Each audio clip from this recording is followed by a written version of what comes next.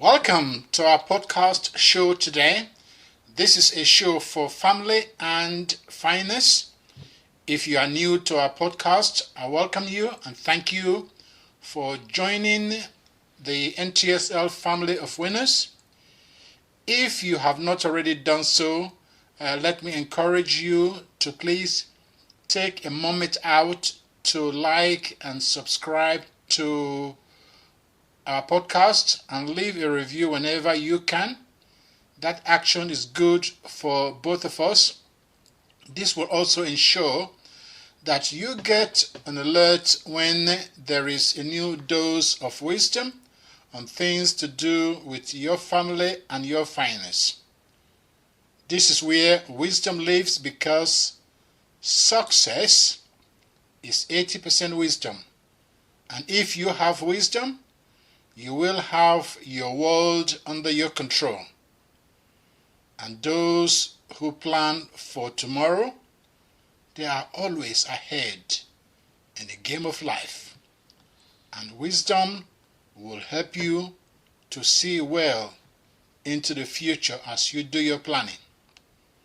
I am David Eyiangho, your father-led home coach, with a life mission to turn the hearts of the fathers back to their children and their wife. I want to talk to you today about the great start for any newborn. You see, in 2020, in a frighteningly short 3 months, people learned to distance and wear masks. Why can't we learn how to become a better human being? How do you like this parable? You can call it an allegory if you like. So here it goes. Once upon a time, there was a wonderful country filled with happy people.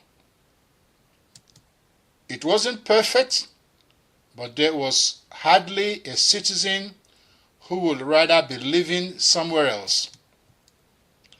Then a wicked and ugly old witch whispered her evil curse over the land. Little by little, some children stopped getting educated and grew up illiterate. Some children grew up gloomy and unemployable. Many little girls, even before they grew up, fell victim to overgrown boys of poor character, and many little boys grew up to become vicious thugs who enjoy inflicting violence and pain on other people. Because of these curses, many people suffered from poverty. One day, it happened that a beautiful good witch took pity on the once happy land and gave a priceless present to all the people. They gathered around to unwrap the gift. What could it be? They asked. Finally, the colorful wrapping was removed and the box was opened. Inside, they found a big pot of magic paint. What do we do with it? They asked. Then the beautiful good witch stood up to explain, and everyone listened silently and respectfully. Paint a small patch of this magic paint upon the right ear of every newborn child, she instructed. All children with a small spot of this paint upon their ears will study diligently until they have acquired an excellent education. Every one of these children will be quickly hired by a good employers or they will start their own businesses. They will all grow up to be peaceful and law-abiding, and they will marry before having children. What is more, they will all prosper financially, she pronounced. Then, in the clouds of blue smoke, she vanished. Upon hearing these words from the good witch, the ladies of this once happy land immediately made it mandatory for every newborn to receive a spot of magic blue paint upon their right ears before leaving the hospital with their mothers. Like vaccination, the blue patch, as it became known, was declared a public health matter, and complying was mandatory. Well, it didn't take much more than about 20 years, and the country was again happy. Once again, the land was peaceful and filled with productive people. The land returned to harmony, happiness, prosperity. And that is the end of the allegory. You see, every allegory has a germ of truth in it. That is what makes it an allegory. This one is no exception. There truly is one simple thing that can be done for every newborn, which reduces its chances of poverty by over 85%.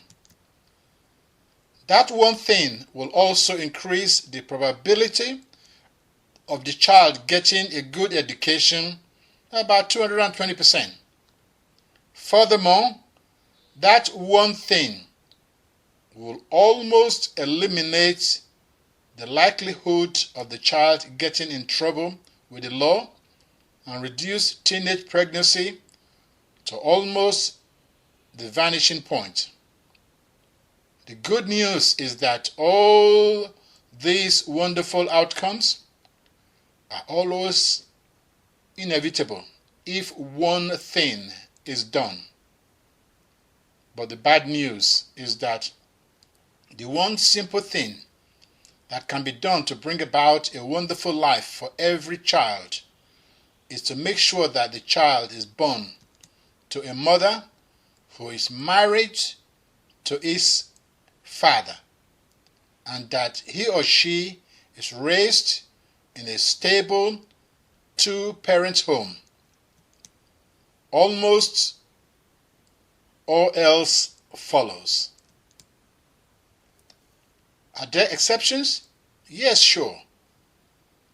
Just as in any group of over 300 million souls, for example, in the United States, or 67 thereabout million in the UK, there will be thousands of exceptions to the rule that people have 5 fingers on each hand. That does not change the truth that most people have 10 fingers, and that most children raised in a stable two-married heterosexual parents' home do far better in life than those who were not. For this happy outcome, it is necessary for parents to fulfill their obligation to their children, and for children to fulfill their obligations to their parents, chiefly by respecting them. For that to work, of course, there has to be both a mother and a father.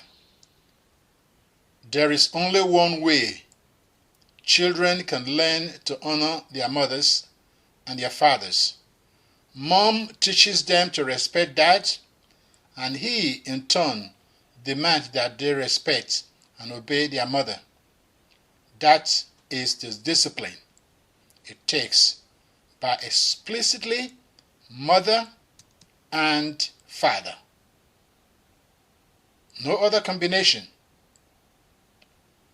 You see, honor your father and your mother is a big deal on the mind of our Creator. That action comes with long life and prosperity without sorrow. If you are lucky enough to receive a beautiful bouquet of flowers, you anxiously search for a card that will tell you who sent it to you, its source. If we were merely materialistic beings, all that will matter are the tangible things, the flowers. But as spiritual beings, we recognize the flowers as symbolic of an abstract relationship. We want to know the source, where it comes from. One of the important ways we retain our cosmic balance in a big and confusing world is by remaining linked to your source. Fish does not want water. They need water. Just like birds does not want the sky, they need it. Because that's their source. But it all starts with having a mother and a father, and making sure that every born child has his or her rightful legacy of a mother and a father is surely the business of anyone who claims to care about people. It is not about protest. It is about parents. If you care about people suffering from poverty, make sure every child is born to a married mother and father. If you care about violent crime, do everything you can to ensure that every child is born to a married mom and dad. If you care about educational failures and want to stop multi-generational dysfunction, end the curse of children growing up without fathers. You see, we don't need blue paint patches.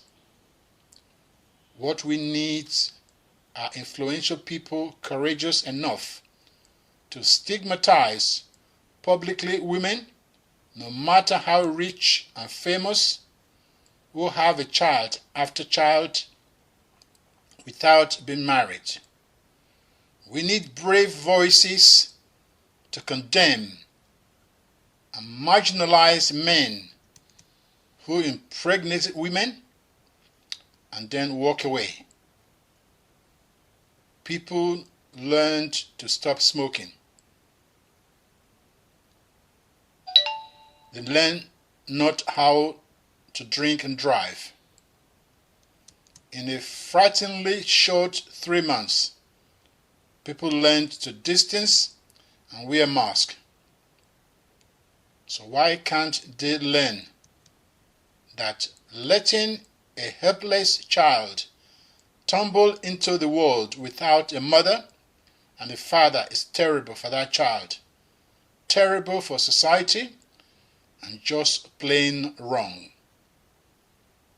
Promoting culture and government policy that destroy traditional marriage has not led to a greater happiness or prosperity. No.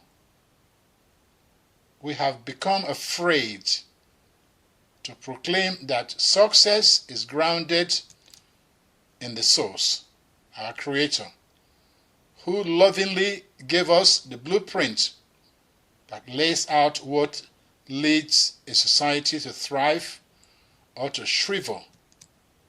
So if you want to learn about how to raise a fantastic kids, We have a coaching program just for that.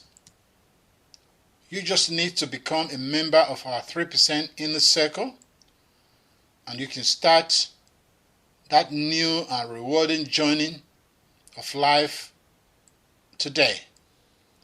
So for information, you can just head over to ntsl.com/3%. That is 3 and then PERCENT as one word, ntsl.com/3%. So please always remember this very important statement. This is that in ever-changing world, always focus and depend on things that never change. That is the principles and the laws of our Creator, because there lies your joy, your success, your fulfillment, and prosperity without sorrows.